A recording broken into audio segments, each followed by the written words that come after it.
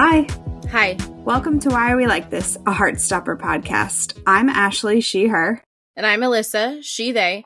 And today we are here to talk about Season 2, Episode 1, Out! It's real. It happened. I feel like I'm still reeling from it. Mm-hmm. Holy shit. We are recording this on August 4th. Yes. Which means that it's been a day. How many times have you watched this episode? Twice. It was gonna be more than that, but I took a longer than planned nap. Well, I didn't sleep, so it was a rest. I laid upon the couch watching Grey's Anatomy to turn my brain off for a little while, and I was like, if I fall asleep, I fall asleep, but I did not. That is what happened to me on Wednesday night. I laid down and tried to sleep because I knew I was going to be up at 2 a.m. to watch, and so I was up for roughly 29 hours before I slept. Oh, God. See, that's the one thing that I will thank my body for. I was having a really hard time falling asleep on Tuesday night. And, like, you know how when you know you have to wake up at a certain time, like, the longer you're awake, the more stressed out you are. Like, I'm only gonna get this, like, I'm only gonna get 4 hours. I'm only gonna get 2 out, right? I was in, like, I was floating in the, like, oh, God, I'm only gonna get, like, 2.5 hours of sleep mark. And I was freaking out. And, like, somehow, miraculously, I finally drifted off. And when I woke up, just, like, naturally, I was like, I am too well rested for it to be 2:30 in the morning. Fuck. And it was 7. And so I think it was my body's way of being like, hey, we're doing you a favor. Yeah. Because my alarm just didn't go off. Like, I must have, like, turned it off accidentally at some point. And I was mad about it. I started to worry around, like, 12:30. But once it came out, like, the adrenaline took over. And I didn't, like, actually get tired until about 11 a.m. Okay. And that's when I started to, like, I just, like, took my computer to bed with me and was like, I'm going to rewatch it in bed. And if I fall asleep, it'll do me some good. Yeah. And it did. That's good. All right. So let's talk about the episode, shall we? Yes. All right. Season 2, Episode 1 was written by Alice Oseman and directed by A. Roslin. And according to IMDb, this is the episode where, as his relationship with Charlie matures, Nick considers coming out to Imogen, but he finds it a lot harder than he expected. Elle tries flirting with Tao. Or as I like to call it, the one where Tao likes Hawaiian pizza? What the fuck? So I will say, this first 2 minutes I have seen about 15 times.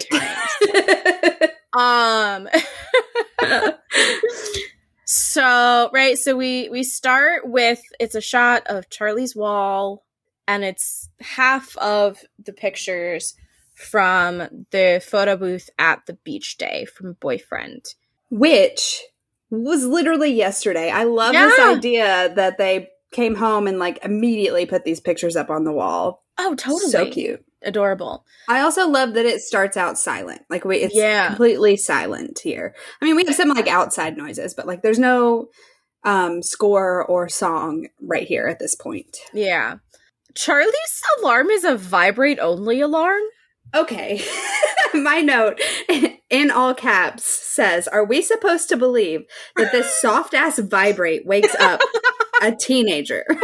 My note is, sleeping Charlie awoken by a vibrate-only alarm. You are either a very light sleeper or you like to live on the edge, Charles Spring. Truly. No. What? No. I could never. Especially as a teen. I slept so much harder back then, and I'm still a hard sleeper. There's no way a vibrate only would get me. I'm a fairly light sleeper, and this wouldn't do it for me. You can barely hear it. No? Oh my God. It stresses me out. Also, it's 7:14 a.m., which I wonder if that's a significant number or if it just happened. Yeah. I feel like they often do that. I don't know. To make it, like, look not planned, maybe. But, like, this is an alarm, so it's a little weird. Yeah. I mean, I do know people who will put alarms at like odd times. Oh, like, me, for sure. You know, like someone will do like a 7 at like, and like just like as it gets closer and closer to the actual time that you need to get your ass moving, they become much more frequent. But this again doesn't seem like that, because he is like out like a light. That's the other thing. He goes from out like a light to awake, up and ready to go. Which, like, the day after you've got your first boyfriend, I guess you would be like, yes, ready to go see my boyfriend. Like, that part tracks to me, but I don't know. Also, like, for setting the alarm, I like to I set the hour mark, and I know I either need it to be like a first half of the hour alarm or a second half of the hour alarm, and I just like to just scroll and see where it lands and let that be the time that gets set. So perhaps he's similar. Maybe, yeah, maybe he's just a chaotic alarm setter. Couldn't be me, but... Oh, and there's a leaf by the picture frame. Yep. My heart. So when he turns off his alarm, he has a text from Nick that says hi with a little heart, and then the music comes in. Yeah. And it's Shatter, by, is it Maggie Rogers? Yeah, it's Maggie Rogers. It is. Yeah, so we have the, like, texting montage. Charlie responds, hi. Does being boyfriends mean we do good morning texts now? Which is adorable, because, again, this is the morning after boyfriend. And the flirting is strong. Yep. Nick says, does that technically qualify as a good morning text? Because technically all I said was hi. Charlie says, it was first thing in the morning, so I think it qualifies. Good morning, boyfriend, with a little heart. And this is when he finally is able to get his button up and tie on correctly. And he is so happy, and it's like, I really like the ways in which it like parallels Meet in a lot of ways, without being like identical. Yeah, for sure. He's in the kitchen and he's texting, and he's got a bowl of cereal that he's not eating. He is texting with the speed of every gay person on this earth. And so obviously there's like more to this conversation that we don't see, because then it says, and what else might be in the small print of this job description? And I want to know what the rest of that I want to know how we got from good morning boyfriend to this. And then Charlie goes, kissing me many times per day. And we hear that Nick replies, but we don't get to see it, and that is just rude. It's cruel and unusual punishment. And then he's on the bus with Tori, and he's super happy, and we don't see what he's texting there, but we see that he's still texting. Does, and she gives us a big eye roll. Yeah. And a sip of 100% pure juice. And then we get a very, very similar sequence to Meet of him walking to class, and it's, you know, it hits different because we know that he's got Nick, and Nick isn't Ben. Yeah. And we're like, okay, this is going to be different. He's going to go there to meet him, and Nick is going to be there. And then he walks in, and Nick is not there. And not there. Just like record scratch, everything grinds to a halt. What the fuck? Yes. But then immediately they quell our fears because a pair of hands come right in front of Charlie's eyes. Okay, before we dive into this part, before Nick shows up, I want to talk about the song. Go ahead. Because season 2, for like so many different characters in different ways, has this running theme of what you're feeling is valid and okay, and it's totally fine to not really understand it, but just to feel it and embrace it, you know? And the theme is immediately introduced with this scene being paired with these lyrics. It says, like, I don't really care if it nearly kills me. I'd give you the world if you asked me to. I could break a glass just to watch it shatter. I'd do anything just to feel with you, which could have easily been, I'd do anything just to be with you. Yeah, it still scans. So, like, you could totally do it. But that choice of just to feel with you. Yes. It's not only giving us insight into, like, how fucking in love these two are and just, like, how desperate they are just to, like, be together all the time. But I also think that it's accurate that they're not they're not just being together, they're feeling everything together. They make each other feel things so intensely that when they are together, it is like a shared experience of emotions. Mm-hmm. And I just think it's really beautiful. And once again, it's another, like, they fucking knocked it out of the park with the songs and the music. Yes, they did a really, really, really good job. But yeah, so then Nick shows up, and then all of us freak out because we know what's coming after he puts his hands over Charlie's eyes. Yep. I did for sure think they were gonna, like, that he was gonna grab his hand when we got this clip. But he just grabs his wrist and pulls him into, like, a storage room. Yeah. Which, like, I'll take it. Yeah. And he tells Charlie that he came out to Sarah last night and that it went really well. Even though it looks like it's been 5 years for Nick. Yeah, he's like, he got like a really good like sun-kissed glow at the beach. His hair is redisher, it's like more coppery. Yeah, it is. And he's aged like a year and a half. When I saw it and he was like, I came out to my mom last night, the first thing that went through my mind was like the Titanic gif of like, it's been 84 years. Because that's what it feels like for us. Yeah, it's really crazy to like make that choice to pick it up like right after. The day after, yeah. Because number one, I mean, like, it makes sense given the timeline of the show and like knowing that we need to get from spring to Paris and forward from there, but wow. Yeah. Well, most of the cast looks pretty similar. Like, not all of them. I would argue that Nick and Imogen look the most different. But like, and you can kind of explain it away with Imogen because her hair is different. And it's like, okay, yeah, we haven't really seen her in a bit, like, because we don't know like how long sports day was. Right. I mean, she could have just redone her hair that weekend. Yeah, it's true.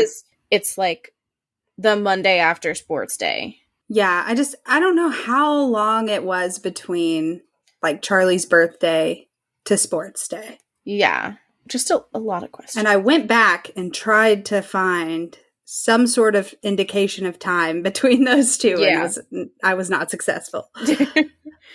Yeah.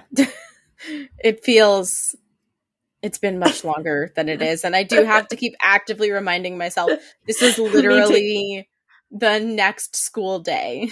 Yeah. Oh my God. So Charlie says, do you want a well done kiss? And Nick is just like, yeah. Yeah, absolutely. Like, do you even need to ask? It reminded me a lot of his, like, yes, of course, or yes, obviously, I don't remember what it was, in Boyfriend, when Charlie asks if they're boyfriends. It's, like, very much that same, like, offended that you even have to ask tone. Yes, yeah. Yeah, for sure. And so Nick gets his well done kiss and then realizes that kissing at school is a terrible idea. The way that he says it makes me think that they had this conversation last night. Yeah. You know, like they had this conversation literal hours ago. And he's like, Charlie's the one that said it. And then Charlie was like, do you want to kiss? And he was like, yeah. And then he had to tease him about it. Like, kissing at school is a terrible idea. Maybe it was even sooner, more recently. Maybe that was what the texting conversation we didn't see was. Could be. Then we get a montage of kisses. Which I have dubbed the boyfriend montage. Cute. Just because it's like them just like being boyfriends. Notably, there's not a song, like, there's not, like, soundtrack over this. It's just the instrumental score, which I think it's the first time that we have a montage that has just, like, score over it and not, like, a song with lyrics, which is interesting, but I love it. It was the right choice, though. Yeah, it worked really well. So they're kissing in Charlie's bedroom. And then they're playing Mario Kart in Nick's bedroom, and I just I tried. I couldn't get a good angle to figure out which characters they're using. Yeah. I like when they're at the very beginning of the montage, they're like walking up to Charlie's house and you can hear them arguing. Nick's like, it's one of the first things I ever said to you. And then they walk in and he's like, you're not going to get distracted. And Charlie's like, yes, I will. And then neither one of them even bring their books up to the room. And they just like walk in and shut the door. And Charlie absolutely attacks Nick the second that the door is shut. And I'm like, yeah, of course he's going to get distracted. I have a lot of thoughts about that when we get to family. A lot of thoughts. On the Mario Kart scene, whenever Charlie like ruffles Nick's hair, that read to me as improv. Like Kit's delivery of like that was uncalled for, and the way that he's looking at Joe and the way that Joe like giggles, that reads very much improv to me. Okay, but I love it. It works really well. Whether it was in the script or not, it is perfect. I don't have like very good notes. The rest of my notes are just Nick's room. Lots of kissing. Nick is literally bathed in sunlight. I cannot. Nick leaves Charlie's house. Fingers touch. Firework animation. I got really lost in the montage and I forgot to take notes. I broke it down. So if you want me to go through it, I can. Please do. So after the Mario Kart part, we go to the beanbag where Nick is trying to sit on it and Charlie's like, I was here first. And he like shoves him off. And then guess what? That would have been a perfect opportunity for lads, but we don't get it. Harumph. There's a couple of spots I thought we were going to get it that we didn't get it. So it is my biggest frustration with this season. Okay, so then we get this scene of them running up the stairs at Nick's house, and I love that they're just like this entire montage. They are both like giggling nonstop. And then we get the like 4-way split screen where we get to see kind of all of these moments coming together. We get to see they run up the stairs. Nick has on that like green shirt. It splits. We see Nick in the top left corner in the green shirt, and they're like making out on his bed. And then in the top right, we see the rest of the Mario Kart stuff happening, and they start kissing over there. And then on the bottom right is the beanbag fight that turns into a makeout session. But my favorite corner is the bottom left corner because it is so sweet. They're just like studying together and they look over and lock eyes for like a long minute. And then Nick leans over and kisses Charlie and Charlie kisses him back. And it's just like a very sweet, like little moment of just a little pocket of love over there. And I love it. And then we get the like Nick showing up at Charlie's montage, right? So then we see he's showing up. And then we get Charlie reading on the floor and Nick's laying next to him. And it looks like he's kind of like trying to read along, but he's not paying attention at all. And he like reaches over and gives Charlie like a little peck. So Charlie giggles and returns the gesture by initiating a full-on makeout session. And then we get Nick again at Charlie's door in the red shirt.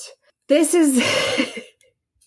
People like to talk about season 1 being like completely unrealistic, but I think this little tiny scene is the most unrealistic thing in the entire scene because I have never once in my life had a makeout transition go that smoothly. Like it's so well choreographed. The way that he like Charlie lays down with like his legs up and Nick just like kind of perfectly slides in under him and pulls his legs over him. It's just like so smooth and not awkward at all. I was like, this is unrealistic. And then we get Nick leaving Charlie's house and we get their little finger fireworks. And this shot of Nick standing there absolutely drooling over Charlie's mouth. Like his eyes are locked on Charlie's mouth. He looks like he might just fall over, honestly. And then we hear like a couple of people outside and that kind of snaps Charlie out of it. And he's like, okay, go on. Goodbye. Please leave. And Nick like giggles and walks out. And the way that he pauses at the mailbox and turns around and waves really hit me like in Girls after he asks him out on the double date. And he leaves and he like walks out and he turns at the mailbox and like pauses and waves at him. I was like, oh, so cute. And so that's the end of the boyfriend montage. And then we get our trio of borderline outcasts, or Tobo, if you will, walking to school together. I love this exchange between them. I love that Tao is being playfully resistant, right? So he's like still not fully on board, but he is like supportive. Yes. The true hero of the scene, though, is a silent hero, and that is Isaac. Isaac has no dialogue in this scene, but Toby Donovan is acting his literal face off. Oh my god, the acting that Toby gives us this season is so good. It's so good, and it's so subtle, and just like, also, Will and Toby get the award for best, like, meaningful eye contact during this scene, like, right at the end, where they both just, like, look at each other like, this is going to be a disaster, isn't it? And and they share another one of those looks later. They do. There's a lot of, like, the two of them behind the scenes this season. Mm-hmm. But to rewind to the beginning of the scene, we get our first Isaac book watch of the season. And I would like to thank Furva Shaw at Cosmopolitan for putting this list together so that I don't have to, and so that I didn't have to search like super crazy for it, because I just Googled it and it was right there from Cosmopolitan. So thank you. So the first book that Isaac reads this season is I Love This Part by Tillie Walden, which I haven't heard of, nor did I do any research into prior to this recording, because I ran out of time. But yeah, so he's reading that, and just kind of like of note, this is the only time we see him read this book, and there is another book in this episode, which we will discuss later. He like gets Tao back on track when Tao's like, I mean, and he like reaches behind him and he's like, Tao, like, I love it. And he's like whipping him into shape a little bit. He's like, be supportive, damn it. Mm-hmm. But even before that, when Charlie goes, I have a boyfriend, and Tao says, yes, we're all fully aware. I know that it's only been like a few days, but how many times do you think that Charlie, instead of saying, yeah, I was talking to Nick or whatever, has referred to Nick solely as my boyfriend? I don't think he's used Nick's name at all. No. Yeah, it's how my full note is, how many times do you think Charlie has referred to Nick as my boyfriend to Tao, Elle, and Isaac since they made it official, and why is it literally every single time? Yeah. It's a really good scene, and it very much does a good job of kind of establishing, like, things are good here. Like, the conflict is resolved, and things are genuinely good here. And then they walk into this shop, and Tao is like, okay, if you're both sure that this is what you want and you're going to be there for each other, then it'll all be, it'll work out. And Elle walks in and catches like the end of this, which to me, if I had just heard that last sentence, I don't think I would have cottoned on to like what they were talking about. But then I started thinking about it and I was like, well, there's probably a group chat going on with probably the same conversation. Oh, yeah. But yeah, she like immediately starts giving Tao shit for giving relationship advice. And he says, I know about relationships. I watch a lot of romance movies, so. Which is part of his problem. It is part of his problem. And I also, but like knowing Tao, I'm like, what romance movies would Tao like? Because there's no way he's like a rom-com guy. No.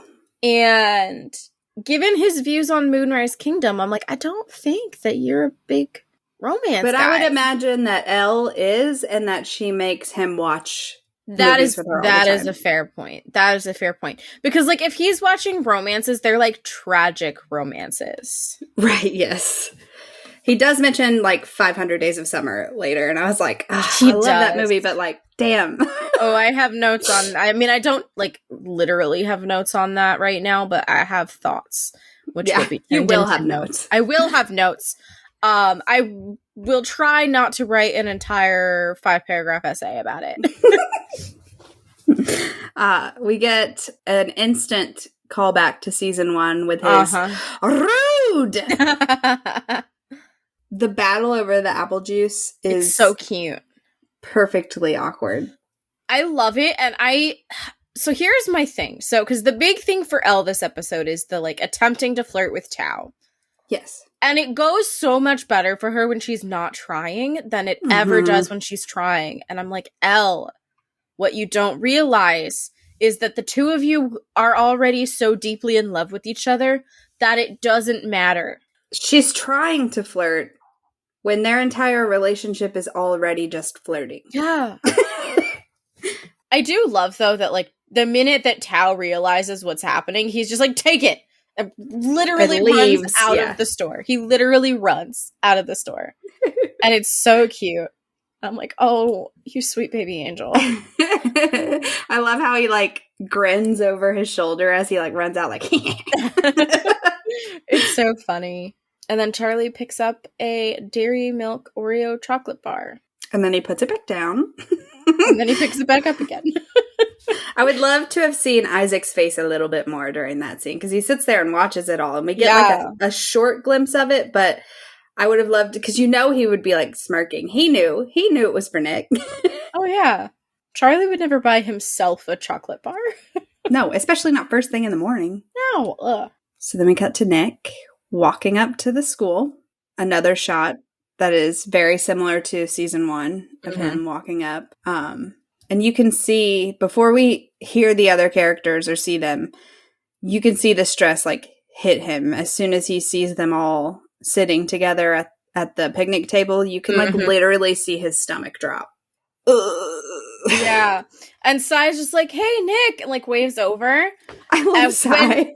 When Nick ignores him, he looks so sad. Yeah. And Otis like turns around, and then fucking Harry is like actively trying to not like to get the attention back on him. He's like, stop looking at him. Look at me. Stop. Hey, look at me. Like, he calls him Captain Dipstick. That was Ben. Oh, that was Ben who said that? Ben says that to Imogen. Yeah, it makes it worse, doesn't it? Imogen, my sweet baby angel, sees him and just like runs over and is like, Nicholas! I know, I put Nicholas in all caps. I know. And then I just did my notes right. Also, Imogen, get the fuck away from Ben! Mm-hmm. And Imogen has something very important to show Nick. This is when I started trying to do the math and looking up, because I was like, what is the timeline between Charlie's birthday / when their date was supposed to be and boyfriend? Because we know that we've just picked up from that. So I would say like... But not for nothing. So when Charlie gives Nick the chocolate bar later, we know that this is their 2-month anniversary. So between the first scene and this day, it's been 2 months. Are they counting that? Are they counting the beach, or are they counting their kiss? Oh, that's a good point. Yeah, the timeline is very confusing, but Imogen has a very adorable puppy now. Oh my god, named Brooklyn! Come on over, Imogen. That's where she wants to live someday. Come to America. I love it. She's like, I really want him to meet Nellie so they can be best friends. That is adorable, and I love it. And then she's like, we're still gonna be friends, right? I promise I don't fancy you anymore. And then she says she fancies someone else now, and I scream very loudly. Ugh. But I do love that she, like, zips her lips and throws away the key, because she has learned what talking about your crushes can turn into. Yeah. That had to be so embarrassing. She told so many people that they were together, that they were basically together. Like, I would die. I would die. Oh my god. And she says, if anything actually happens, I promise I'll tell you. And if you have any romantic developments, I want to hear all about them. He so badly wants to tell her. It's just not the right time. Like, I agree that this would not have been a good time to tell her. Yeah. So, like, in this moment, I'm like, yeah, Nick, good call. She is for sure fishing, though. And, like, Kit's acting here is so good. It made me think of what Eddie said about, like, the way that you can tell that he's, like, trying to keep it together so that she doesn't notice, but also at the same time, he's really battling with himself on should he just say it or not. And all of that comes across just in Kit's face. Yes, it's really, really well done. And so now then we go to the hallway. Nick's walking down the hallway, and we get Headmaster Stephen Fry on the announcements, which is literally just, I know his name is like Headmaster Barnes, but it's just Headmaster Stephen Fry. And he wishes everyone a happy Monday except for the year 11s. Because I feel like it wasn't so much that he wasn't wishing them a happy Monday. He was just saying it is a happy Monday unless you're about to go into your revisions. Which I guess such a revision is such a strange concept to me. Okay. It's not something that we had. Like, we did not have time set aside to study for exams. We had to continue with our regular classes and our regular coursework, and then at home we had to study and prepare for our exams. Or if you were lucky, your like teacher had planned like the like review time in class. Because like I feel like most of my, because I have notes about this when they actually get into the gym, but I feel this like 2-week all day mandatory independent revision situation. Number one, I hate it. It sounds awful and I hate it. Who's using your classrooms? Yeah. Are they just empty? Like what's going on? I assume that it's like a just like condensing resources kind of thing. But again, what the fuck are the teachers doing? Like, what are the teachers who are supposed to be teaching classes right now? What are they doing? Georgie! Oh my god. I have thoughts and feelings. But this, like, just sit in the gym in assigned seats where you're not allowed to talk? Because that's the other thing, is, like, you should be allowed to study in groups with your classmates. Mm-hmm. That's just good pedagogy. I should have known that you, the teacher, would have a lot to say about this. I do have another question. What the fuck is this system for assigning seats?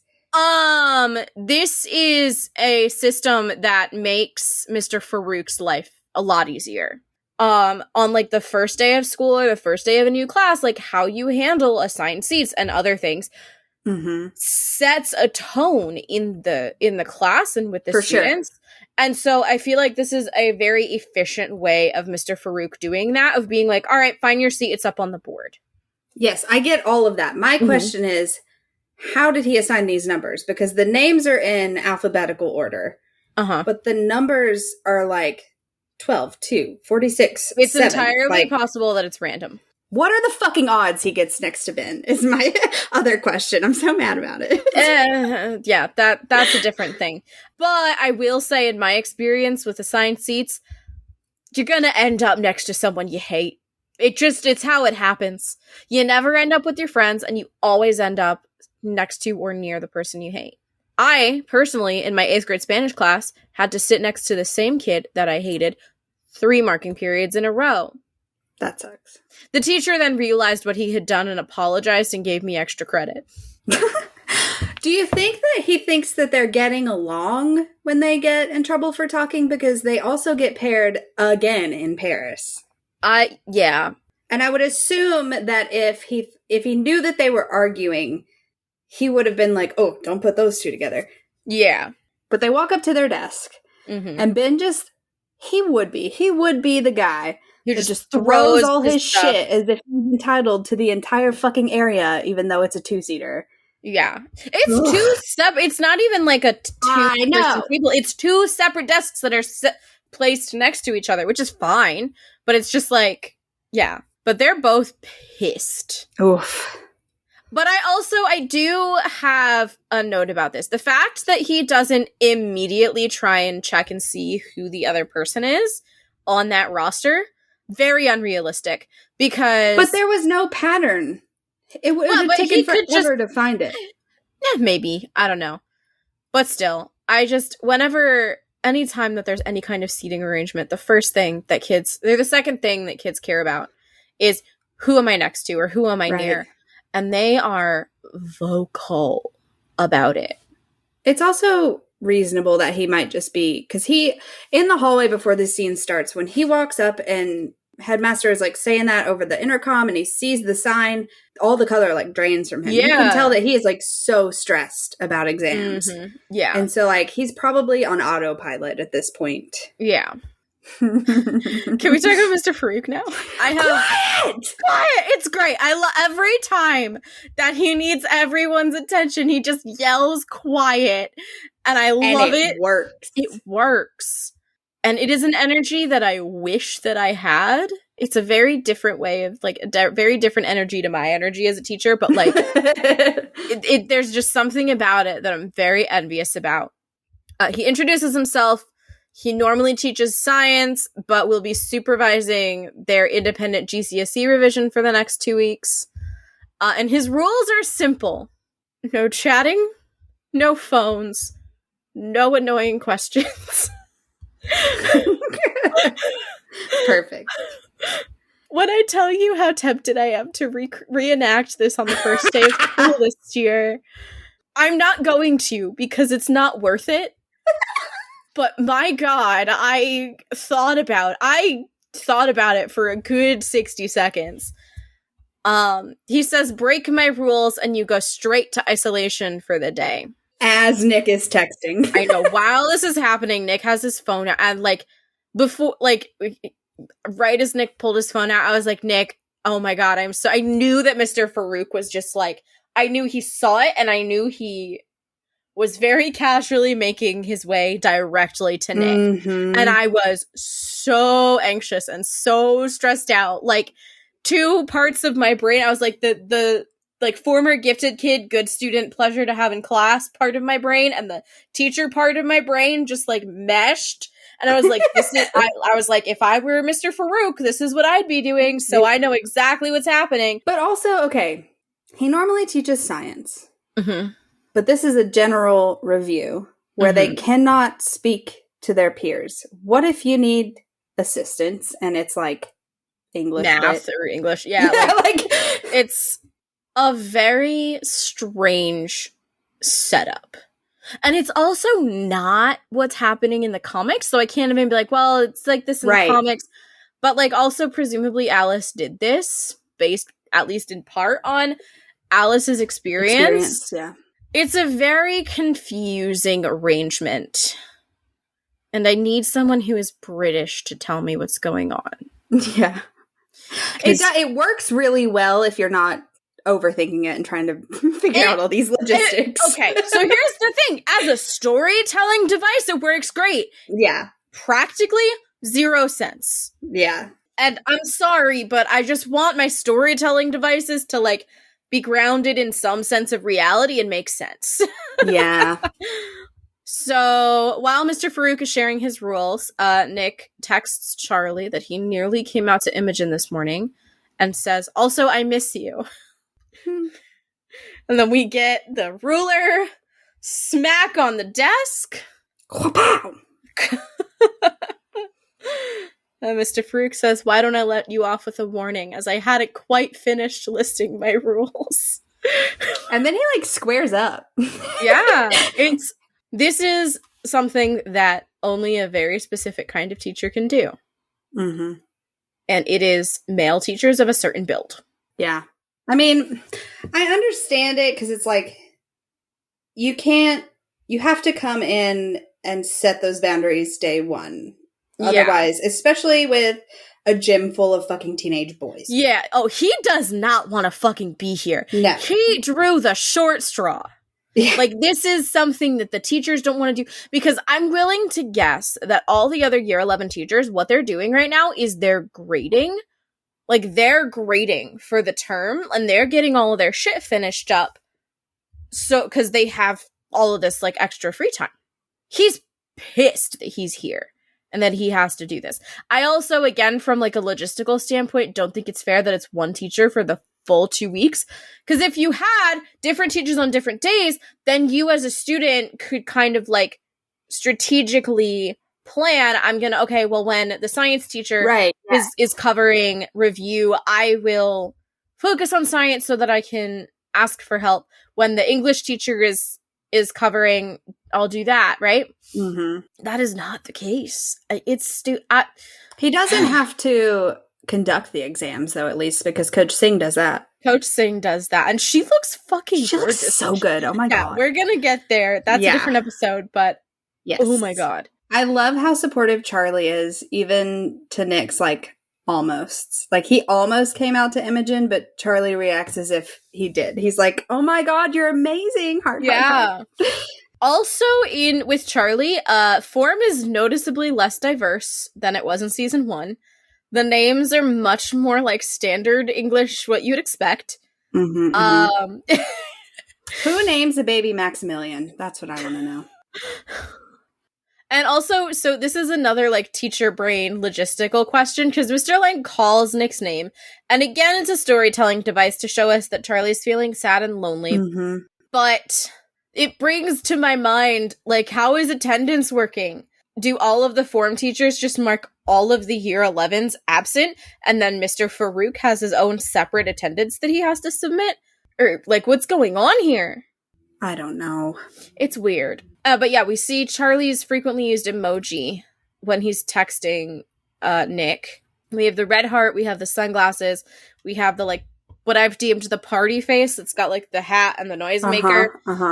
Like, the open mouth, like, squinty eye smile, trans flag, rainbow flag, a star, the salute emoji face. Yes. The heart eyes emoji, the, like, sparkly star, the two pink hearts, the, like, happy tears face, the partly cloudy, I guess, I don't know, do they, like, check in about the weather? Partly cloudy emoji, the teary eyes, like, the, like, you know, eyes welling up, the hearts around a smiley face, the angel face, the sun, and the cat face. And then I couldn't get any of the others because of the camera angle. He's been celebrating. Yeah. I like that the cat still made it in. Oh, of course. We go back to the gym. I don't want to go back to the gym. My note says, are you just going to ignore me for 2 weeks then? Yes, fuck you. Mine says, yes, you're independently studying, and if you get caught chatting, you'll go to isolation. And to be honest, I wouldn't count that as ignoring. I would count it as following the rules, you obnoxious fuck. I hate this argument. I hate it so much. It's stupid. I didn't even do anything to you. Which, like, okay, fuck you. Nick's like, don't talk to me. He said, I said sorry to Charlie for what happened. And he's like, don't talk about him. You can tell that Nick is like, if he says Charlie's name one more time. And he says, wow, you know, if you're trying to keep it quiet, you should probably stop acting so gay for him. Saved by the ruler smack. Yes.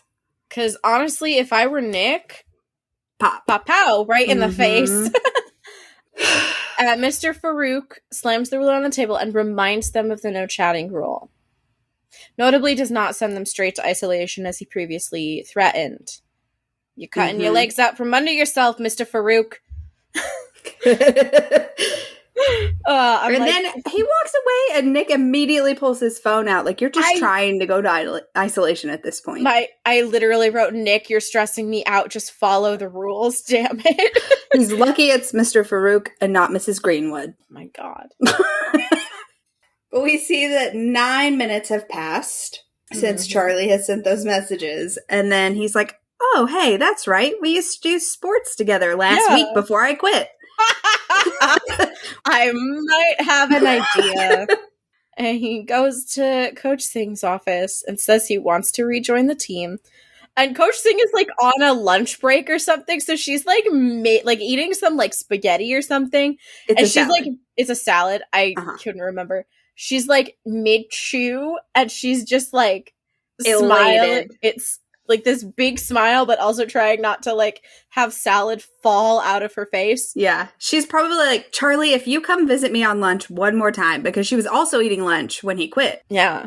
But she's so excited to have him back. And so then we cut to the rugby pitch and Nick is telling Charlie he doesn't have to do this. And he says he wants to. And he says he has missed rugby. And I said, when? And the one practice you missed and the 3 weekdays and the weekend that has been since you quit? Like, well, he quit a little bit before sports day. So it could be like a week or two. I know. I'm just being facetious. But like, yeah, it's like you haven't quit that long ago. Yeah. Then he says, yeah, I love running around and falling over.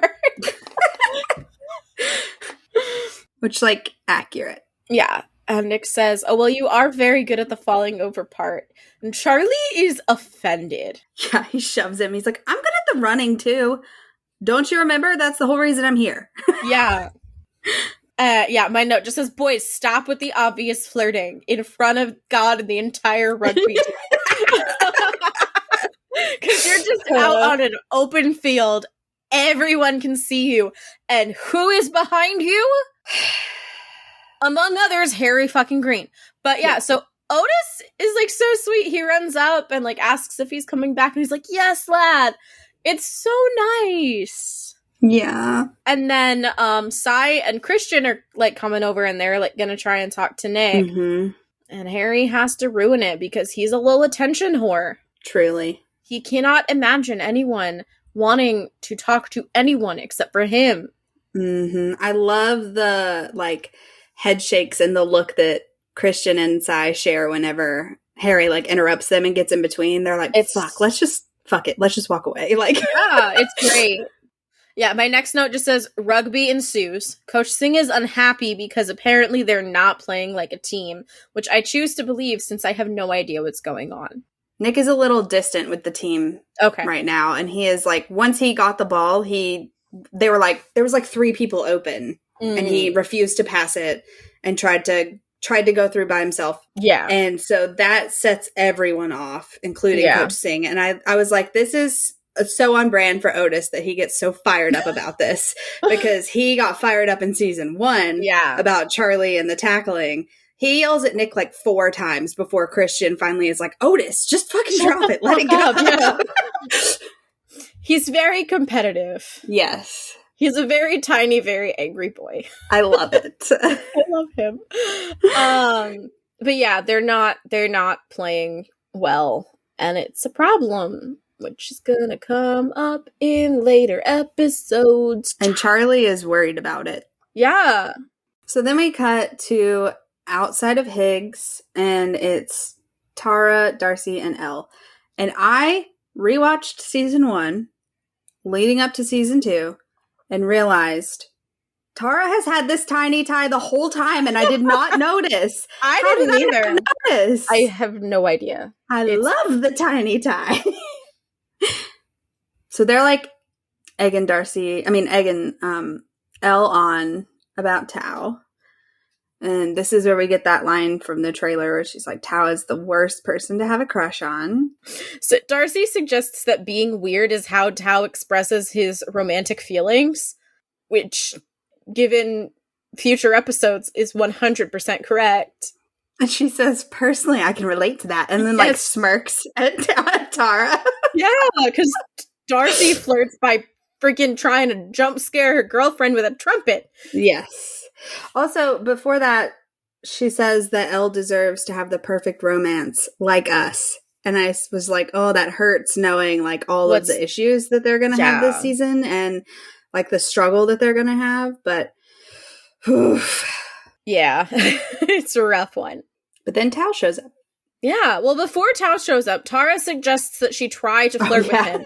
Which, like, Tara, I know you mean well.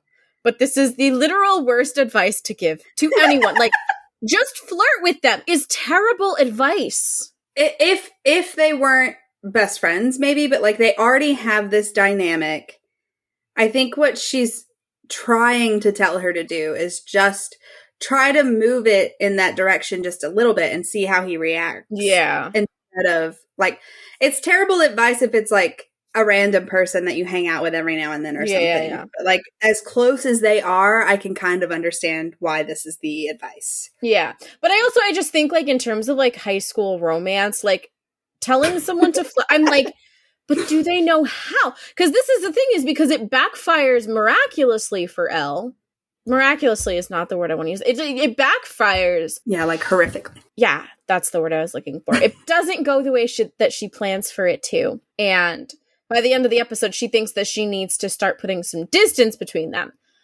But the thing is that everything that they're doing, just like in the natural progression of being friends with each other, but who also both have feelings for each other, is, like, working a lot better. And I mean, the big thing is that they both just keep getting in their own way. Mm-hmm. And, like, that can be difficult to do, but I feel like at this age, who the fuck knows how to flirt when you're, like, 15 and in high school? But yeah, so I just don't think that for teenagers, I don't think that try flirting is very helpful advice. And, you know, in hindsight, at the end of the episode, it's just kind of like, you gotta let this shit just run its natural course. And, you know, at some point, you know, you'll be in France in the Louvre and you'll realize this is the moment. Also, maybe talk to an adult, not another teenager who is just as clueless as you. Yeah. Uh-huh. Which ends up being what works out for Tao. Mm-hmm. So for the listeners, Ashley and I haven't really talked about the season at all yet. So this is like simultaneously us covering this episode, but like talking about the season for the first time. Mm-hmm. So we do, like, we have told y'all that this is a fully spoiled podcast, but you know, we're gonna be kind of jumping around a bit. It's hard to rein it all in when we just got it, you know? Like, brand new. It's brand new. That was definitely a advantage we had going into this podcast, was the fact that we started it several months after the show came out. So we had seen it and knew it like the back of our hand. Whereas this is the day after season 2 dropped. So literally hot off the presses. Yeah. Yeah, in hindsight, maybe we should have done like a general season 2 chat first and then done the episodes, but... Yeah, like at episode 0, but here we are. What are you gonna do? Too late for that.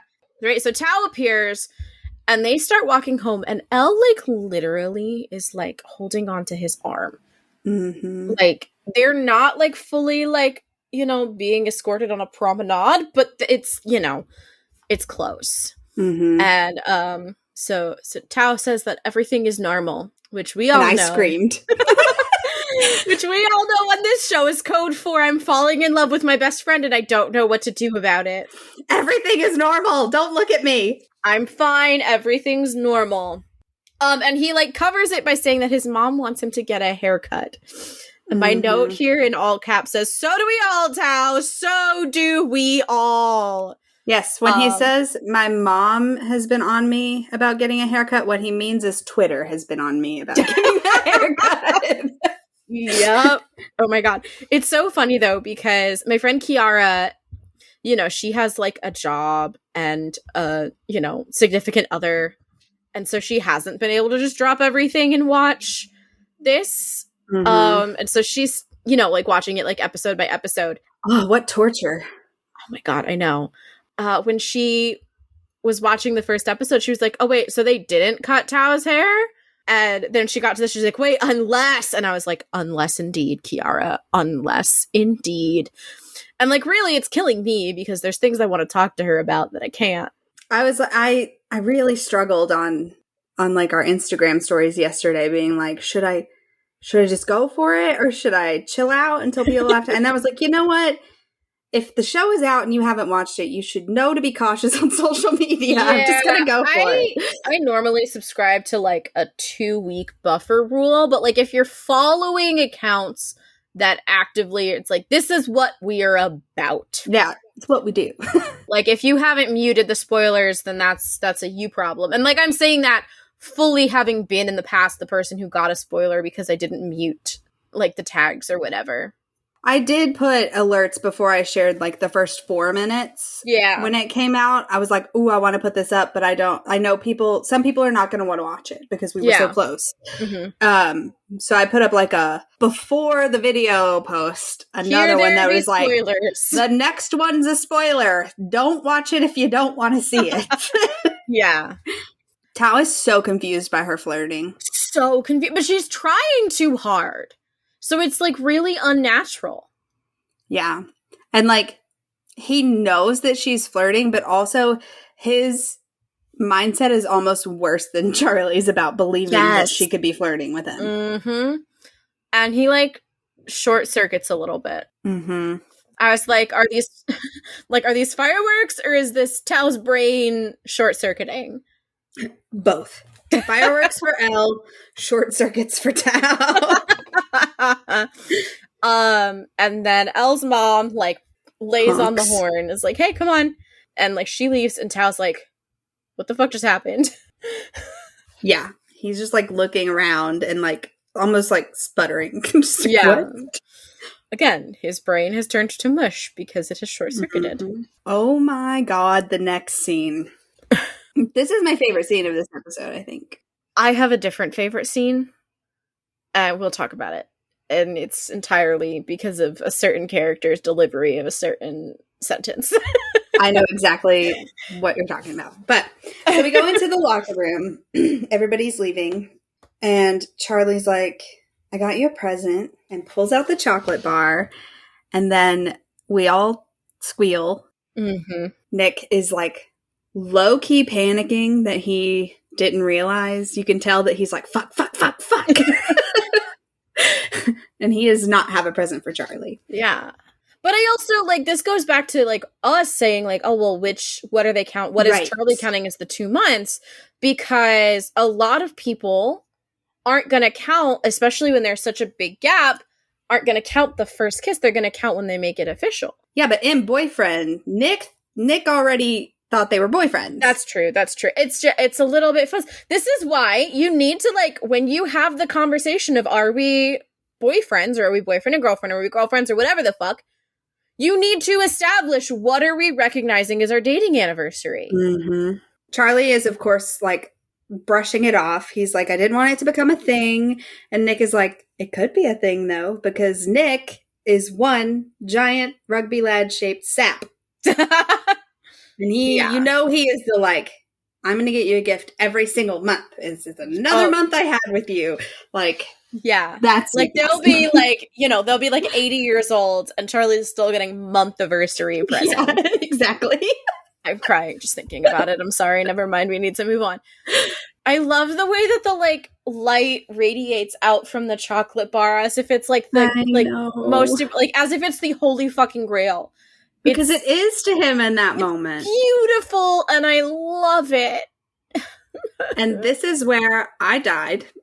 I, like, tweeted, I was like, I don't know if I'm even going to make it to the second episode, because he, like, puts his forehead on Charlie's forehead and, like, takes a deep breath and he whispers, thank you. And now I can't breathe. I'm already at, like, a 45 on the scale. Like, I'm fully dead at this point. That scene with him whispering thank you is just like, ugh. It's so sweet. It's so sweet. And then they kiss. And there's, like, the light, the, like, animated light that, like, engulfs them. And then the door slams. And it's like, literally anyone could be on the other side of that wall. Harry could be over there. And y'all are just sitting over here talking about how it's your 2-month dating anniversary and how fun kissing is. Yeah, and then, so then my note says, Charlie at a normal volume says, and that's why we shouldn't kiss at school. I'm like, maybe you shouldn't also talk about not kissing at school. I'm like, just a suggestion, maybe, to consider. Yeah. And Nick's like, but kissing's so fun. And Charlie says, but you getting outed because we get caught kissing is not. And Charlie's right. Mm-hmm. But, like, also, I'm just like, you guys are just not thinking about this pragmatically at all. And you also openly flirt everywhere else in school, so... Yeah. like, literally on the rugby pitch with Harry Green 10 feet behind you. Yeah, like, approximately an hour ago. Or, like, and we didn't even talk about it, but, like, when Nick does, like, come up behind Charlie and, like, put his hands in front of his eyes, they look like they're about to kiss. And I'm like, if anyone in that room with 2 eyes, look, if you have any sight, if you have any sight ability, like, unless you are 100% blind, you can tell that these 2 motherfuckers are wishing that they could make out in front of the entire school right now. Then Nick grabs his arm and drags him into a closet. Like, for the second time! That within a 7-day time span. I'm sorry. Yeah. Like, they know. Everyone knows. And especially because, like, of the way, like, obviously it's, like, at the end of the episode, but when Imogen, like, is like, is it about you and Charlie? She's like, it explains the date thing and the sports day thing. And I'm like, everyone fucking knows, because you walked off of the rugby pitch, tossed the ball to your coach, grabbed his hand, and walked off into the goddamn sunset. Everybody knows. I love you guys, but you're stupid. Okay, no, I love you guys, but you're not being smart about this. That's okay. That's the kind of... They're blinded, okay? They're blinded by their love. But so Charlie starts, like, reassuring him, and Nick's face, and he, like, shakes his head, and he's like, you're making me want to kiss you again. Yeah, because Nick says that he wants to tell people, but it's hard to find the right time, which is totally valid, especially because his friends, right? Like, he's got, if we kind of, like, do some, like, concentric circles, his, like, friends, the next circle out is a bunch of pieces of shit. Yeah. It's Ben. It's Harry. Need I say more? Mm-hmm. And Charlie says that he doesn't have to tell everyone or anyone if he doesn't want to. And I have mixed feelings about this. Because I know that he's trying to be supportive and like, yes, Nick doesn't have to tell anyone. However, there's an element of like practicality that you kind of have to consider of like, okay, if you are going to be in this relationship, and if you are wanting to be more open about being in said relationship, people are going to figure it out. And that's going to require some amount of telling people. Mm-hmm. It's a really frustrating reality. I've had conversations like this with like people in my real life where I'm like, yes, it would be this really great ideal queer world if like no one had to like come out and you could just like be, but that's not the real world that we live in.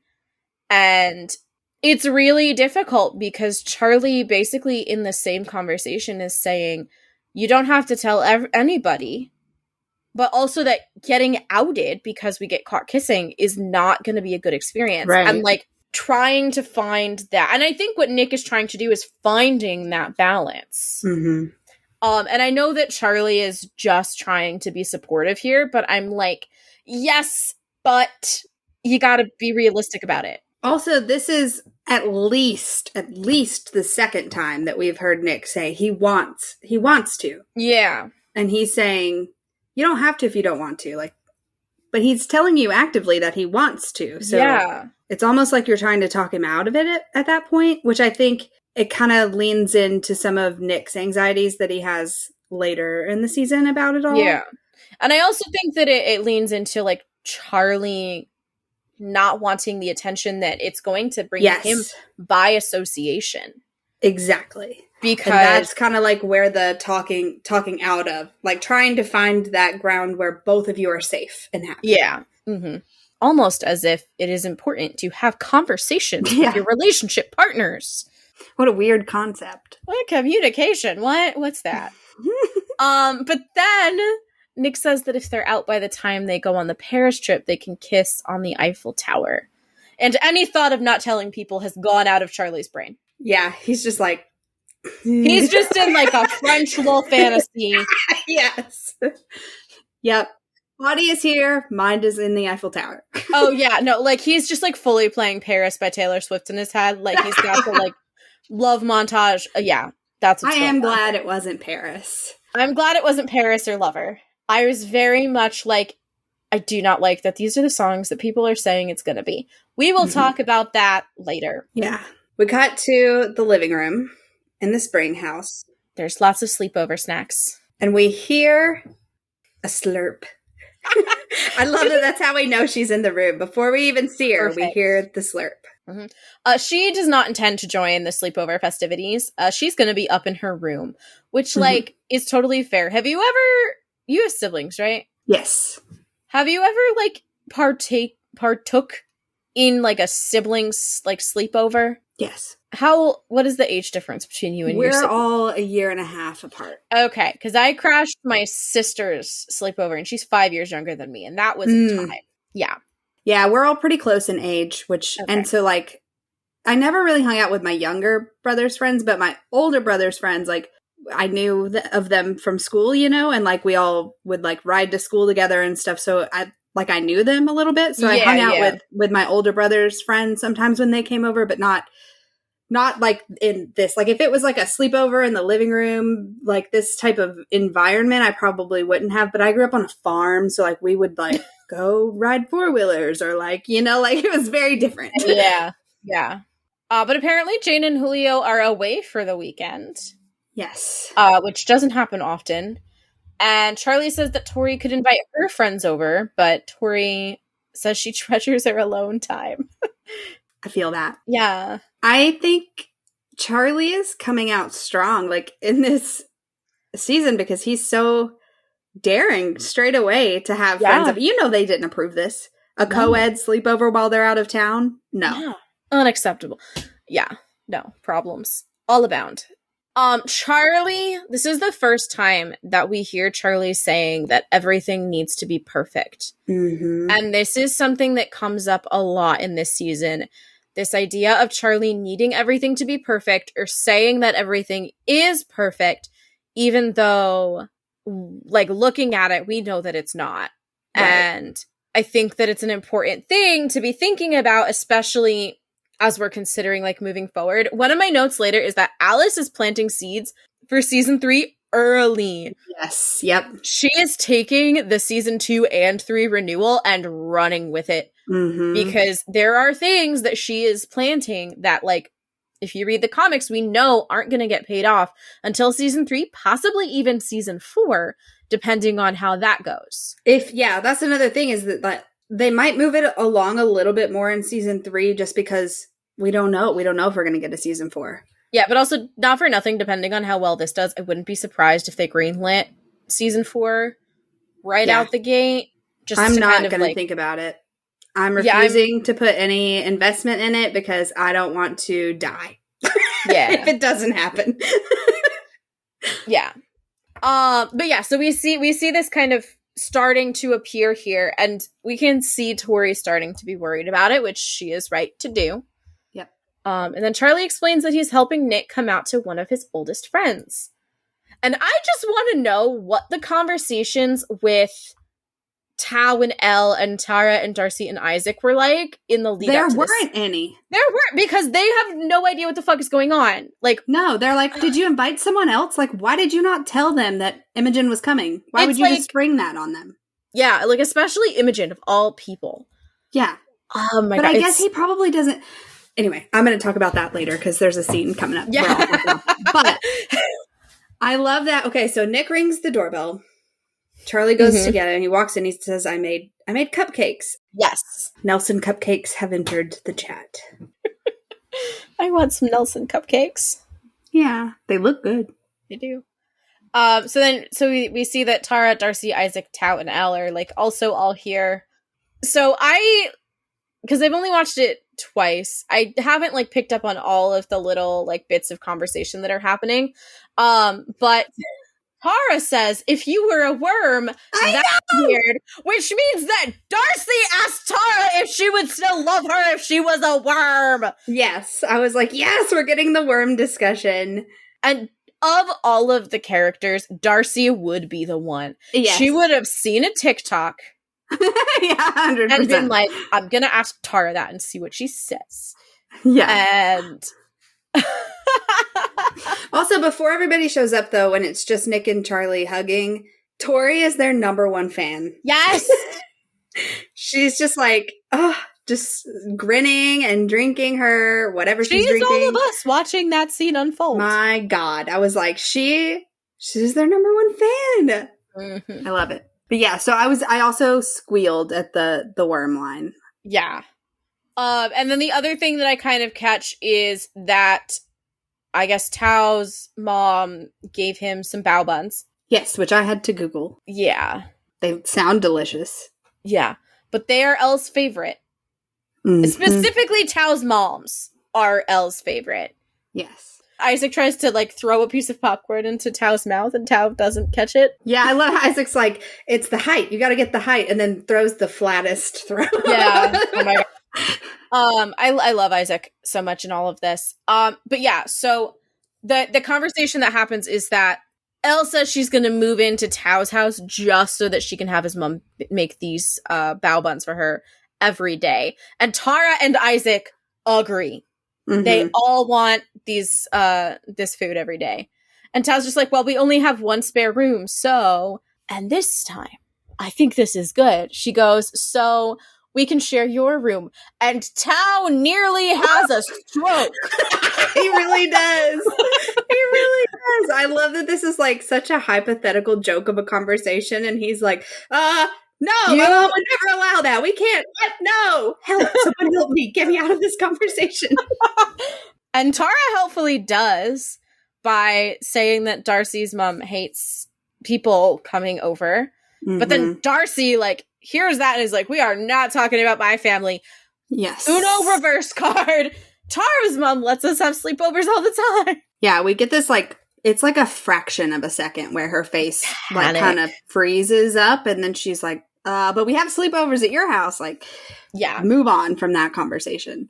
Like, all throughout this, we have these little moments of, like, Nick and Charlie, like, bumping up against each other.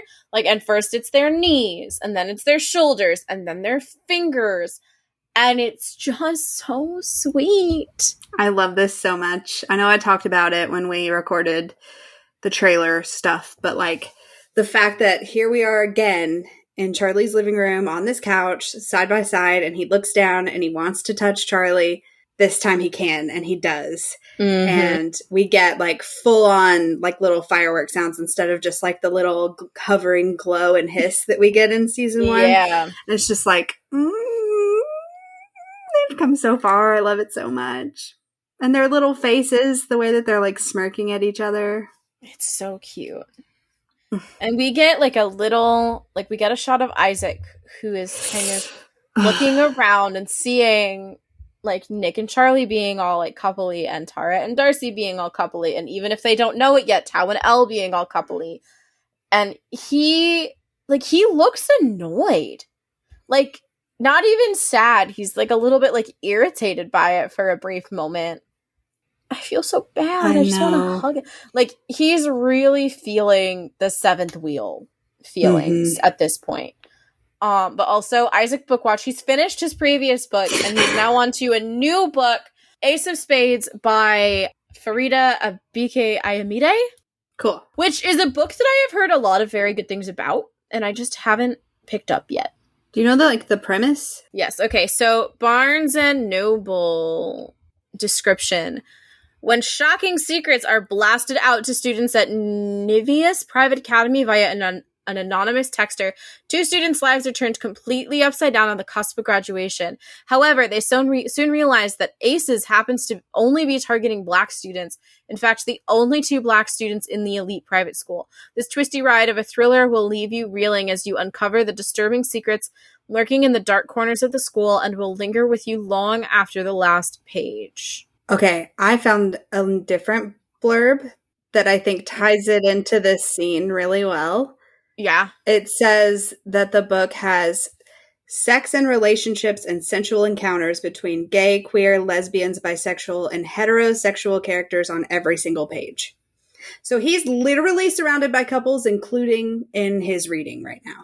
And that ties in really, really well with some things that transpire in later episodes. Yes, it does.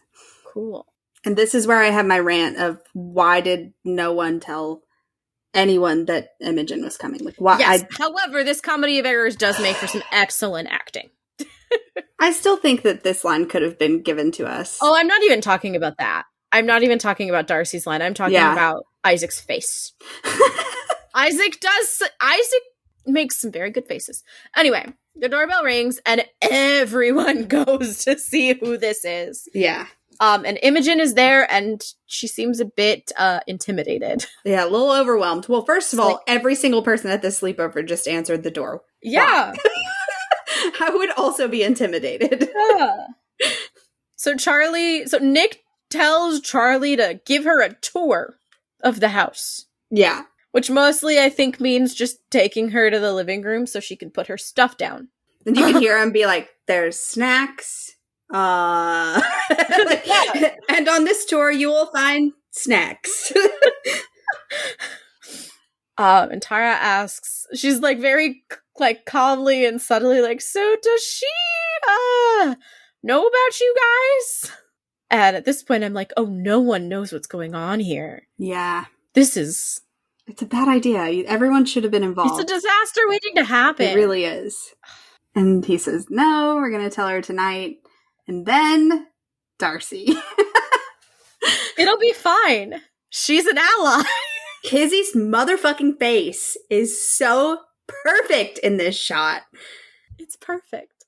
I cackled so loud. I have a note about it, though, just based on the way that Nick, Tao, and Isaac react. They have no idea. No idea what's going on, right? No. It's great. They're so confused. Because all 3 of them are like, what the fuck does that mean? Yeah. Isaac's like, is she? Like, do we know her? Nice. Yeah. We know she wanted to go out with Nick, and that's all we know. Yeah. It's great. It's a perfect scene. Yes. But yeah, like, why do people not know that this is the plan? I feel like that should have been discussed. Like, yeah, hey. Especially this group of people. They're so awkward and like, and also there are so many ways that this could go horribly wrong. I also, again, with the timeline, I wanted, like, how much do they know about, like, how important Imogen is to Nick? Mm-hmm. And, like, how good of friends they are. Because... yeah, we've seen all that, but they haven't. It's really not clear, I think. I mean, and, like, maybe Charlie has said... yeah, because I'm sure that they talked about, like, they all know that they're dating now. Mm-hmm. I'm sure that they had an Imogen chat. Probably, yeah. Because that was literally happening at the exact same time that Nick and Charlie were happening. Yeah. So then we go into the kitchen, this is like probably, you know, like an hour or so later, and they're like doing dishes or something, and Imogen says that Nick's friends are so nice and wants to know how he met them. Again, she's fishing. Yes, this is like the definition of swing and a miss from Nick, though. Yes. Yeah, it is. He's so close. I guess it was Charlie first. Because me and Charlie, we're like, you know, we're in the same form group. There's a pause after, you know, though. He's like, Charlie and I, we're, you know, in the same form group. Yeah. And, yeah. And her face, she's like, cute! Yeah, she gives him a good, like, few seconds to be like, that's all I'm gonna get. Okay, that's cute. it? Yeah. Yeah. Oh, mercifully. Yeah, they call for the pizza. Yeah. Yes. And Charlie instantly comforts Nick. And Nick says, I don't know why it's so hard to just say it. Which, God, it breaks my heart because it's so relatable. Like, I tried so many times to tell my mom. I'd work myself up about it and like, yeah, it's gonna be today, and then I would just freeze up. It just like wouldn't come out. It's so hard, and I just want to hug him. But luckily, he has Charlie to do that. Yeah. And then we have this Tao and Elle scene in the garden. It's so cute. It's so cute. And Elle says that she's like going through like a sketchbook, and she's saying that all of her art is bad. Tao emphatically disagrees. And she says none of it is meaningful. Yeah, and that it needs to be amazing so that she can get into art college, which, again, is confusing. Because college and sixth form are kind of the same thing, but I think it's slightly different. Yeah. And I didn't re-listen to the Georgie episode before this. So it's like college versus university. College is like a more specialized sixth form, and university is what we think of as college. Okay. But rewatching this after seeing the full season, like her saying like it has to be meaningful and knowing what she lands on, is like stab to the heart. I did not think of that. Oh my god. Tao just says that Elle needs to get inspired and offers to be her model, which again, flirting. And then Tao tries to do a very, very, very bad, very, very bad Kate Winslet impression. So good. Draw me like one of your French girls. And he's like laid out like Rose in that scene in Titanic. Which, by the way, Tao definitely hates Titanic, right? I think he hates Titanic, but can appreciate the masterpiece that it is. Like the cinematic masterpiece. Yeah. They almost kiss. Well, yeah, because she, like, agrees to draw him and, like, starts directing him. And again, it's this more natural flirting that, like, actually, like, you can see, like, you can compare this to where she's playing with his hair. Like, that was really awkward. This is much more natural, and it almost leads somewhere, but these motherfuckers get in their own goddamn way. Mm-hmm. Elle says that she'll order their pizzas and asks if he wants Hawaiian. And all of the redemption points that Tao has earned from me so far in this episode, gone. I agree. Ugh. Yeah. Disgusting. Not good. Like, granted, I don't like pineapple in a good situation. Oh, I love pineapple. Just Don't not on like my pizza. pineapple, but yeah, just the idea of even ham on pizza. I'm like, I'm a plain cheese girly though, or like a white pizza. I like a white pizza. Ooh, white pizza's good. But this makes me think. Okay, when they say they're going to order the pizzas, Imogen says she's so ready for pizza, and in the background you can hear her say she wants ham. Blah blah blah. Yeah, ham and mushroom. And then Elle says she's going to go order their pizzas. Mm-hmm. Are they all getting their own pizza? Where did they get this money? How do these kids have so much money? I'm wondering if they're like personal. They're not. We see the boxes later. Oh, that's true. Yeah. I don't know. Or maybe it's a TV show and money isn't real. But that's true. That's also true. Yeah. But yeah, like for something like this, you order like a large cheese and a large pepperoni and you call it a day. Maybe they're doing halves. That's possible. They could be doing like half, like the ham one, half mushroom and ham, and then half ham and pineapple, right? They could do that. Mm-hmm. There's ways to do it. I just was like, are they all getting their own pizza? Yeah, it's interesting. When Elle walks away, Tao is like so mad at himself. He's like, God damn it, I'm such a fucking idiot. Like that's his face and his internal monologue. But so we cut to the living room and everybody is dancing. And this is such a cute scene. Oh my gosh. Tara trying to like pull the book out of Isaac's hands to get him to dance. No, ironclad grip. He's like, you are not taking this book. Absolutely not. This is my saving grace in this moment. Can't relate because I would totally put my book down to dance. But like also, I would be Tara in this scene. I am the Tara of this scene. Yeah. So she asks Imogen and my heart melts. So I love seeing Imogen dancing with them and like having a good time. And I love that it's Tara who's doing this because throughout the season, we see Tara being the one to like make sure that like Isaac and Imogen are included and that it's not just like these insular relationships, which is really sweet. And it's like, yeah, you can sometimes get caught up in that, like even when you're in a big group. For sure. And, you know, you need to, you know, still be conscious of the fact that you've got other people who are with you. Right. Yeah. It can't all be double dates all the time. Yeah. Shout out to Kiara, who was the perpetual 3rd/5th/7th wheel when we were in college. So then we get the second time that Imogen is begging Nick to dance with her, and he's like, no. Yeah. I don't dance. I'm on the couch with my arm around my boyfriend right now. I'm not going to get up to dance. Yeah. He looks so uncomfortable. Yes. He is saved by the arrival of pizza. Okay. Before the doorbell rings, we get the shot of them because Imogen is like trying to get him to dance. They're all being absolutely ridiculous behind her. Like, tell her, you have to tell her. Like, you're gonna fuck this up. I need you to calm down. I was expecting Charlie to like rip into them about it. Yeah. Because his whole thing is don't take this away from Nick. Like, let him do it on his own time. Don't pressure him. Mm-hmm. Like, he says that later in the episode. Like, I don't want him to ever feel pressured.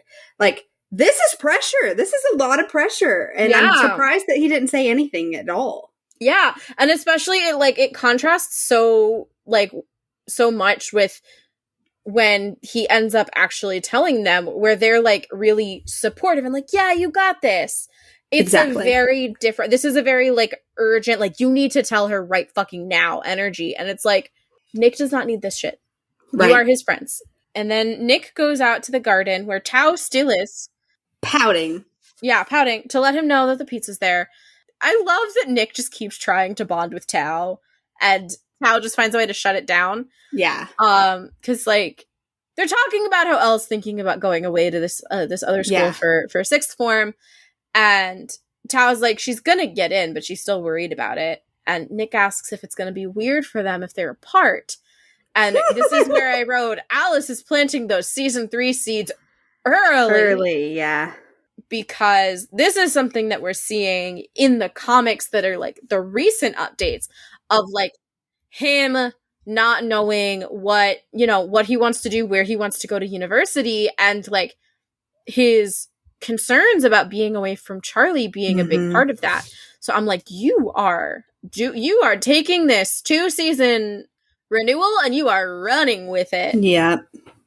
As you should. Mm-hmm. But also, like, this is so Tao to, like, infer the meaning and, like, not even give Nick a chance to, like, explain what he was saying. Yeah. He's like, what do you mean? No, we're not dating. We're friends. And he just, like, fucking freaks out. And if this interaction had happened in season 1, I would have been mad about it. I would have been like, fuck you, Tao. But instead, I'm like, like, it's just so funny. Yeah, it is. No, and especially, like, the delivery is so good because he's like, she's my friend. She's my best friend. And it's none of your business. Like, and then he just stomps away because he can't. Yeah. He's lacking the vocabulary for where their relationship is right now. Yeah. And, you know, the only way that he knows how to deal with it is to just, like, be huffy and puffy and storm off.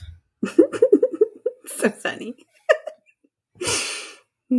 What are they watching in this? I could not figure it out. I was gonna Google the dialogue, but I didn't have time. Yeah, because it's something about, like, Béarnaise sauce. It's definitely American. They say, like, only if you tell me what Béarnaise sauce is, and then there's like a laugh track, and it's like, what is this? Yeah.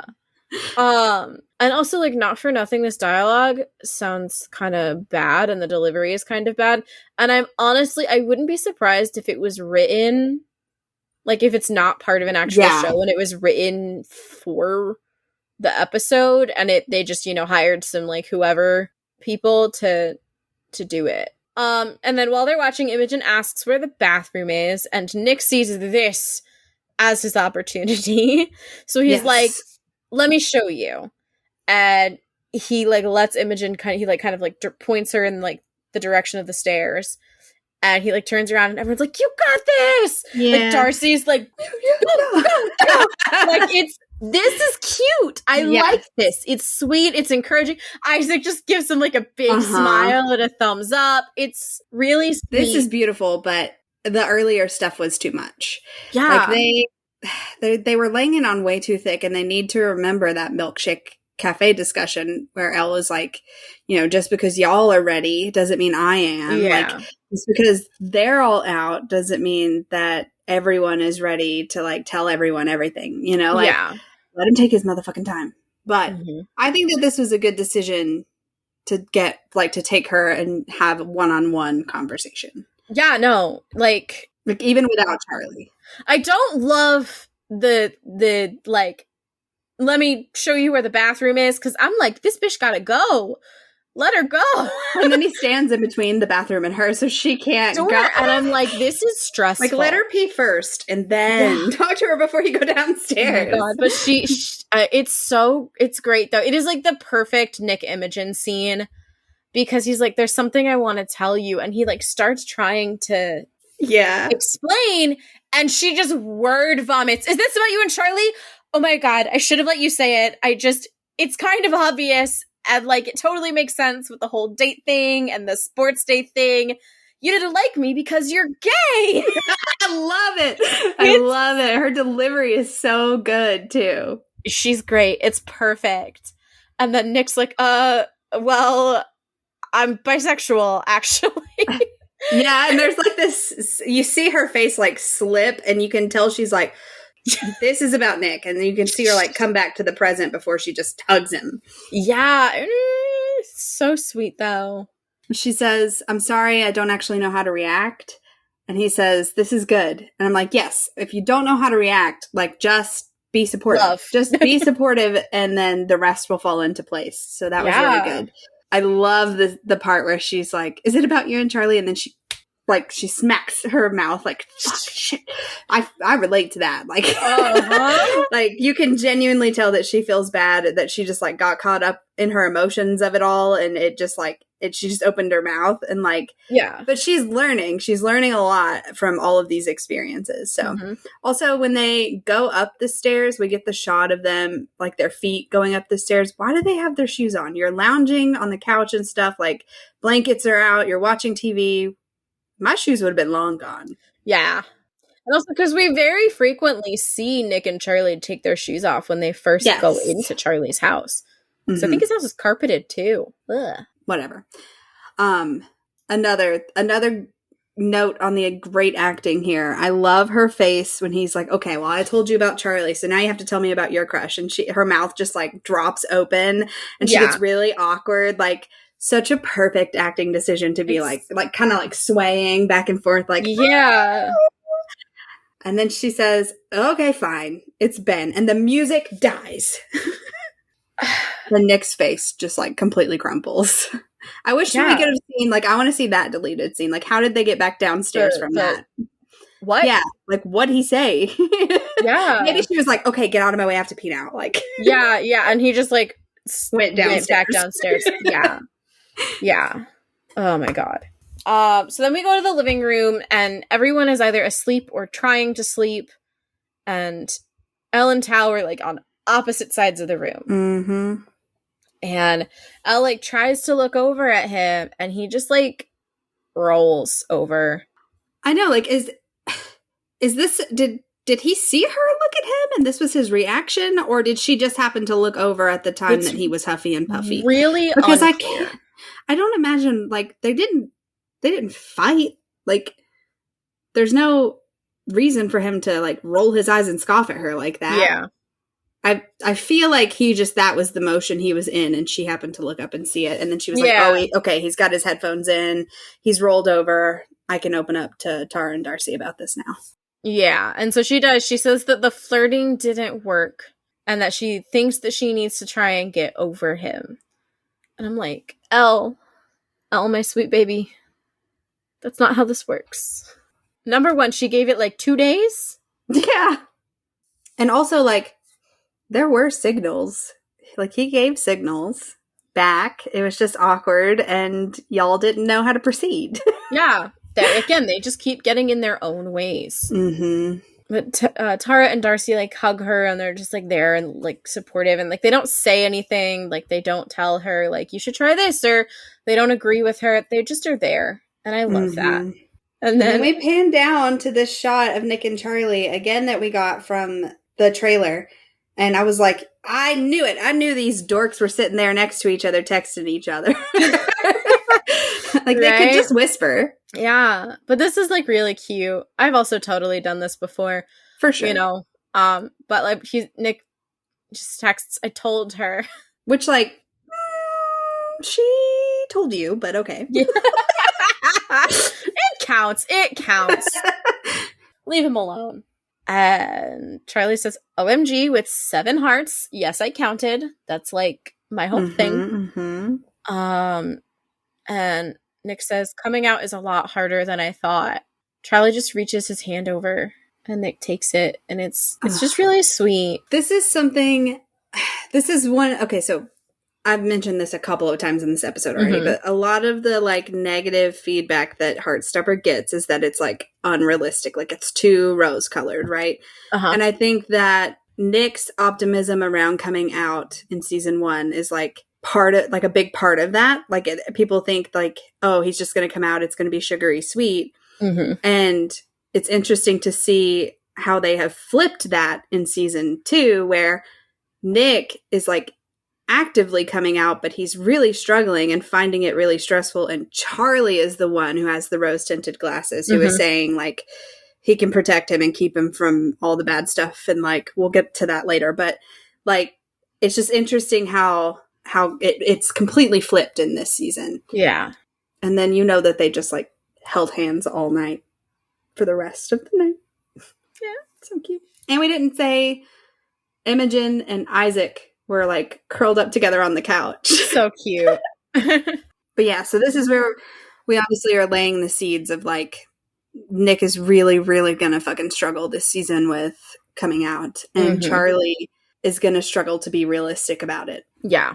And then we have the next morning where everyone is leaving. And, like, they're all, like, giving Charlie a hug and saying goodbye. And Charlie's thanking everybody for coming. And Nick is the last one to leave. And this is so sweet. I love that they all waited for him. Like, they're all going to walk out. Like, they're going to all travel together home. Yeah. Like, you know, like, and they waited for him. Like, I feel like season 1 Tao for sure would have already been walking. Oh, long gone. But, so he, like, gives Charlie a really big hug. And he, like, goes to leave. But he, like, kind of looks and is like, oh, wait, all of these people know it's safe. And he turns around. We get the leaves circulating. Get the leaves circling, and he kisses Charlie a lot. A good while, yeah. And then Tao, I love that it's Tao. It would be. Of course it's Tao. Be. Just very dramatically. But when we cut over to him, he is cheesing so hard. Yeah, it's so, oh my god, Tao has come quite a ways in like a week. The week it's been. He's making a lot of positive changes, like actively making a lot of positive changes this season. So yeah. And it doesn't feel out of nowhere because we did get the like resolution of everything with him and Charlie, and like also a lot of his like issues are resolved because he knows that Nick and Charlie are together. Exactly. So it kind of all comes together. So it's like, all right, this is good growth. But I also think that he's realized kind of like how harsh and quick to shut down he is about stuff. Like there's a lot of stuff with like even with him and Elle later in the season and stuff where you can see him actively reframing what he's thinking to make it not so reactive, you know. And then Darcy. She's like, wow, we can't believe people think you're straight. And I wrote in all caps, that's what we've been saying for over a season now. Yeah. And Charlie looks so happy. Sweet boy. Then we go to a scene that I love. Yes, and I was nervous for this. Yeah, this scene takes us for a ride, but let's just go into it. So it's like some other day. Jane and Julio are back, and she says that she signed the form for the Paris trip, and they're just kind of like having a conversation about the trip. Charlie says it's a joint Truum Higgs language students trip. Julio. Well then, your Spanish GCSE will come in very useful, which I have 2 notes on this. 1, excellent joke. 2, why is this trip open to all of the language students and not just the French students? Like, what is a student taking Spanish or Italian or whatever other language going to get out of this? Yeah, I know, because like they have to take that like little quiz before they go on the Eiffel Tower, and where they're like, Imogen and Sahar are both like, I don't take French, I have no idea.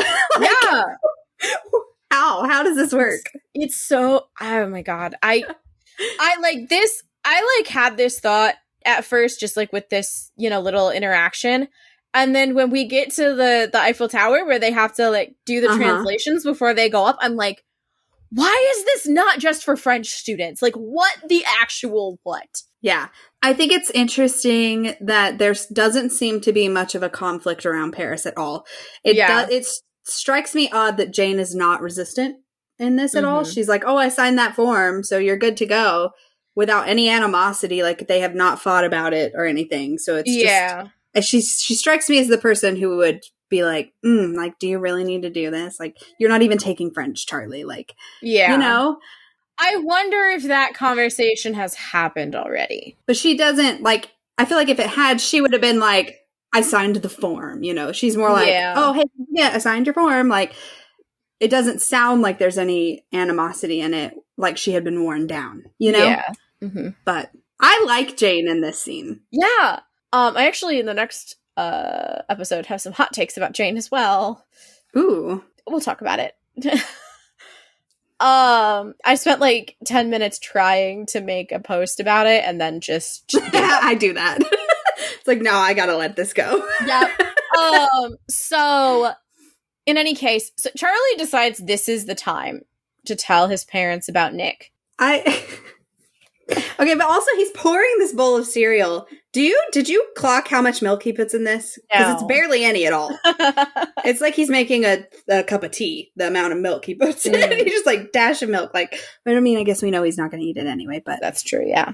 So Jane and Julio are confused and surprised at the revelation that Nick is his boyfriend. Julio is so funny. Well, before we get to Julio, Jane is just, like, digging herself into a hole. Well, he's a very sporty, laddish sort of boy. I wouldn't have assumed that he was gay. She is, like, fully shocked. And I'm like, I'm willing to believe it because they just like go up to his room. And like, we all know why, but it's just so funny to see her so flustered. Mm-hmm. He's like, being gay has nothing to do with that. And actually, he's bisexual. Can we talk about how many times this season we get to hear, I'm bi actually. He's bi actually. Even when he comes out, he puts, I'm bi on actually. The Instagram. I love it. I love it. Kiss. This show will not stand for bi erasure. No, and then Julio, gay or bisexual, Nick is banned from sleepovers from now immediately. And Tori has come in at this point, Tori too. Has come in, which is very important because she is my favorite part of this She's entire so funny. Because Charlie's like, what? And Julio says, yeah, there will be no hanky-panky in this house.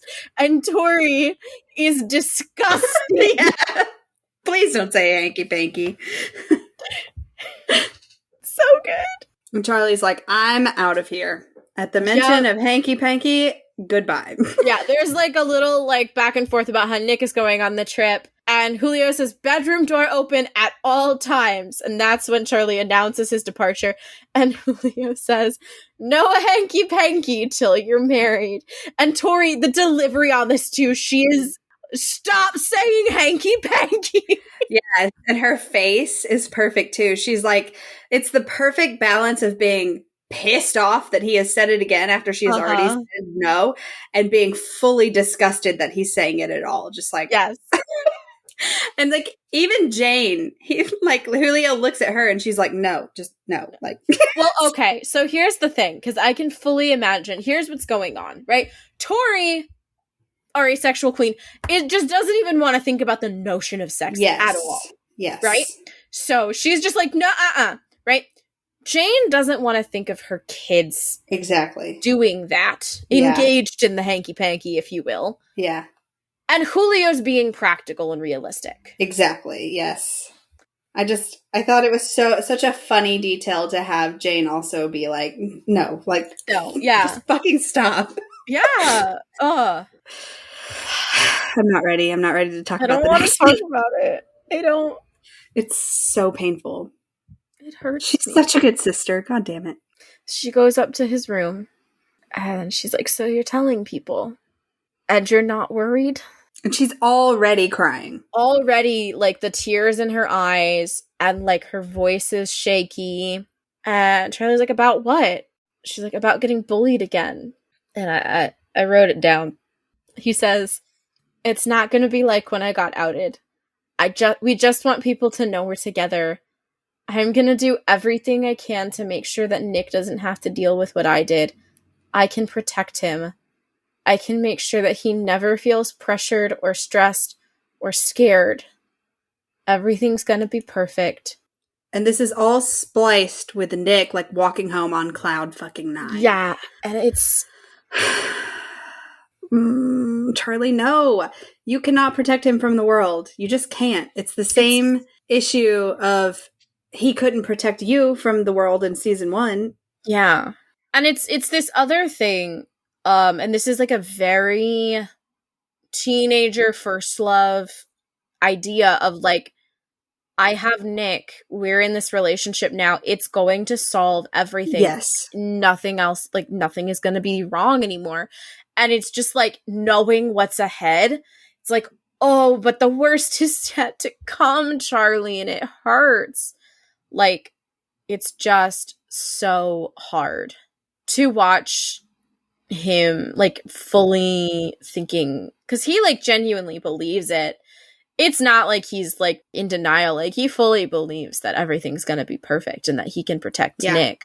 Yeah, this is legitimately what he thinks. He thinks that he, just by, like, being there and being supportive and making sure he's doing it all on his own time, that he's going to be able to, like, protect him from all of the, like, negativity that still might come from it, some of the negative feelings he's going to have throughout of it, and, like, it's just...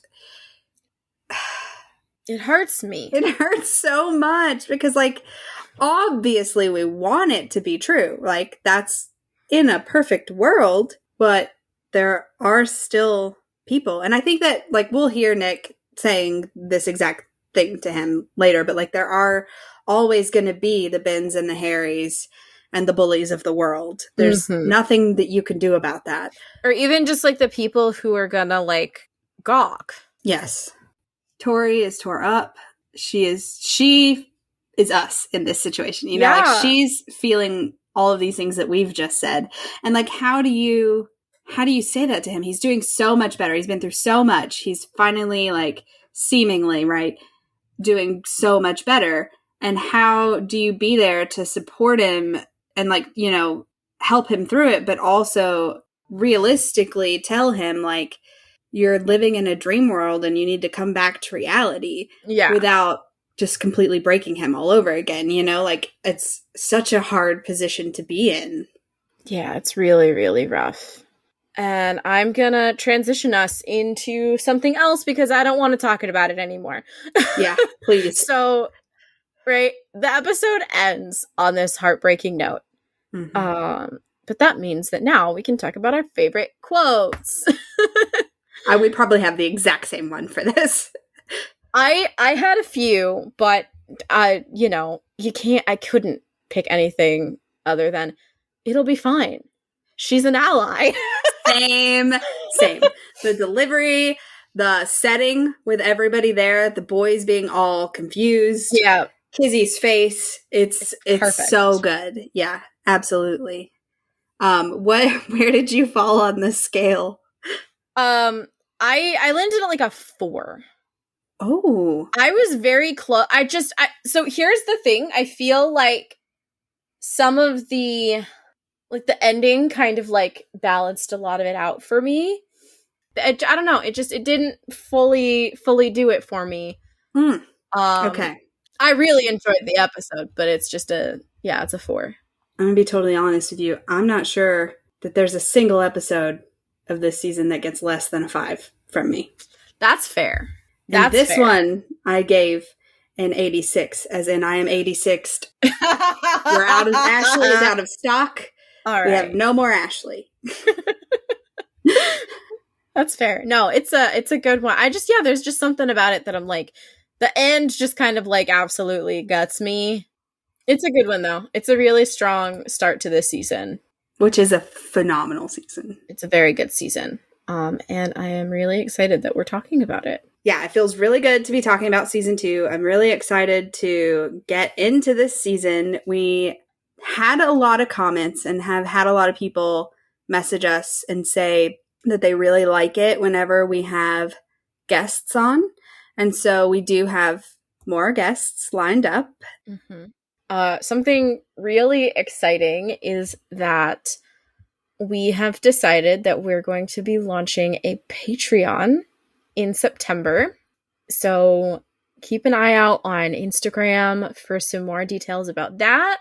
And we'll be telling you more soon, but we're really excited and we think that it's going to really help us be able to like take some stuff to the next level. Yeah. We have a lot of visions of what we want this to be, and it's going to bring us closer to being able to like afford some of the logistics of actually doing that.